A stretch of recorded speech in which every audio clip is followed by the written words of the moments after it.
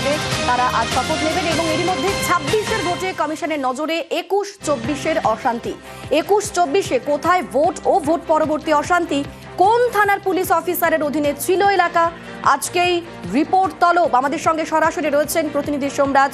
সোমরাজ, কি খবর এবং কতক্ষণ সময় বেঁধে দেওয়া হয়েছে এই রিপোর্ট দেওয়ার জন্য?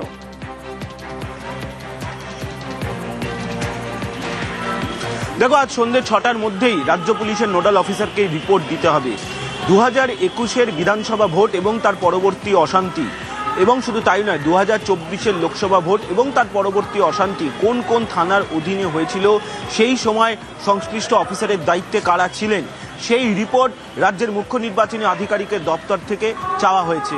আজ সন্ধ্যে 6টার মধ্যে সেই রিপোর্ট দিতে হবে। তোমার মনে আছে জাতীয় নির্বাচন কমিশনের ফুল বেঞ্চ যখন কলকাতায় এসেছিল, সেই সময় রাজ্যের মুখ্য সচিব এবং রাজ্য পুলিশের ভারপ্রাপ্ত ডিজিকে নির্দেশ দিয়েছিল যে এই রিপোর্ট তৈরি করতে, কিন্তু তারপর থেকেও কোনো লিখিত চিঠি রাজ্যের কাছে এসে পৌঁছায়নি। গতকাল সেই চিঠি রাজ্য পুলিশের নোডাল অফিসারকে দিয়েছে রাজ্যের মুখ্য নির্বাচনী আধিকারিকের দপ্তরের অ্যাডিশনাল চিফ ইলেকটোরাল অফিসার, এবং তিনি বলছেন আজ সন্ধ্যে 6টার মধ্যে সেই রিপোর্ট দিতে হবে।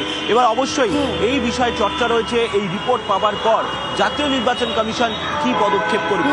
কমিশন সূত্রে জানা যাচ্ছে এই রিপোর্ট পাওয়ার পর সেই সময় যে সমস্ত অফিসাররা দায়িত্বে ছিলেন তারা এখন কোন কোন জায়গায় দায়িত্বে রয়েছেন সেগুলি খতিয়ে দেখবে কমিশন, এবং তার পরবর্তীতে প্রয়োজনীয় পদক্ষেপও করতে পারে কমিশন।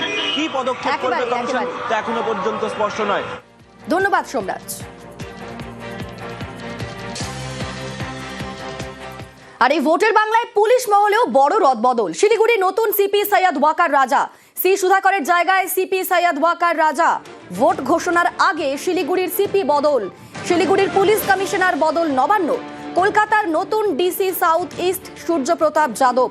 ভোলানাথ পাণ্ডের জায়গায় দায়িত্বে সূর্যপ্রতাপ। ভোলানাথ পাণ্ডেকে ডিআইজি জলপাইগুড়ি পদে বদলি।